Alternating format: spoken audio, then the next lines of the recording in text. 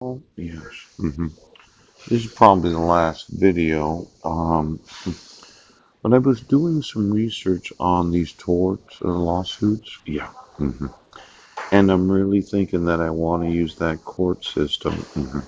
Now, I wanted my sons today, and I did want to speak to Marilyn about what she wanted to do. Yes. Now, I heard of these judicial hellholes. Yes. Where it looks like from the literature I was reading. Yes. Juries 98% of the time are more likely to give a judgment than the judges that 2% of the time actually give. And I'm thinking preserving my right to jury trials in every one of these lawsuits, yeah, will help me be more successful in suing. Yeah, yeah. Now, it might not be important to you, but I do want to know, should I be using the jury system more than the actual judge system where I sue you for X number of hundreds of billions of dollars, right, for trying me for the same offense twice, for refusing to admit the evidence, yes, holding my sons hostage and committing all these other crimes, right? Or do I go before a judge and have a judge make the decision right now? Now, the way that I see it is it's really better to use the jury system than the. See, I was looking for largest tort lawsuits. Yeah. hmm And then there's what's known as the charity navigator. Oh, yes. Public Citizen happened to be Ralph Nader's organization. Yeah. Why don't you get me all of them and then go through the charity navigator? Yes, and get me all the individuals that were curious about a charity because I'll sue them all. Oh. Now, Charity Navigator is somewhat interesting. There's what's known as the 990. Yeah.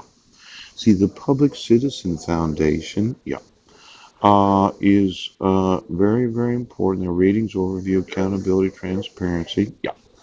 Now, there's some charities performing a similar type of work. Yeah.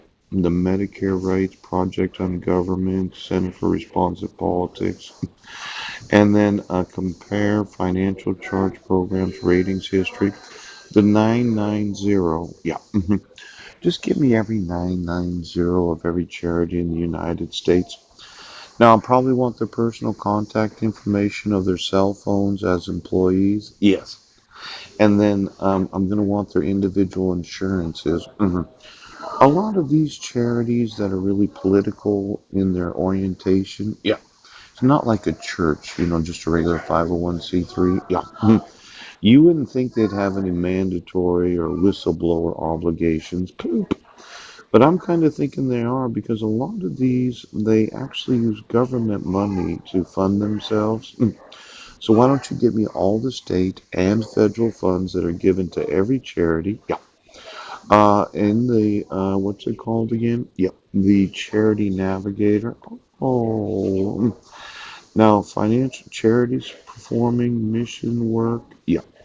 Now, I'm really going to want to sue you. Yes. And I'm going to want jury trials. And I'm going to want to be the richest man in the world. And I'm going to want to innovate these things. Yeah.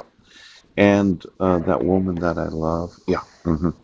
I really want to introduce some new innovations that I want to see if it affects when she might be menopausal. Yes. Public Citizens and National Consumer Advocacy Organization. Yeah. Trade policies, impact information. There's what's known as GuideStar. Yeah. Global Giving, Classy, and Impact Matters. Yeah.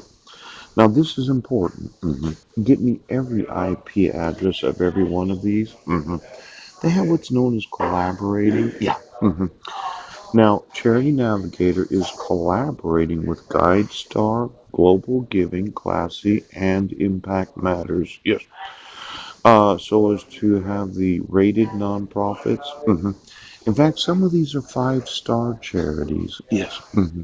Why don't you give me all the stars of all the charities?